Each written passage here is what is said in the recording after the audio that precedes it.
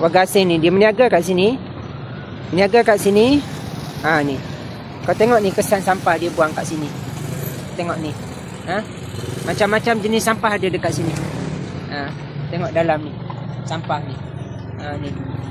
Di BKL. Kau nak jaga lagi Wagasin ni? Sampai bila kau nak biar Wagasin ni meniaga macam ni dekat sini? Di BKL? Apa benda lah penguatkuasa di BKL kita ni? Betul-betul tak boleh harap. Kan kalau rakyat kata kau ni tak guna, kau marah. Tapi hakikatnya inilah situasi hari-hari di Jalan Selayang Baru ni. Ni tengok ni pemegang kad UN ni. Ini kena report ke UN ni. Manusia macam ni jangan bagi muka. Ni. Macam mana dia boleh kebal? Macam mana dia boleh kebal? Ni. Ini nak kena hantar ke UN ni, muka ni. Ni. Dia tak reti takut.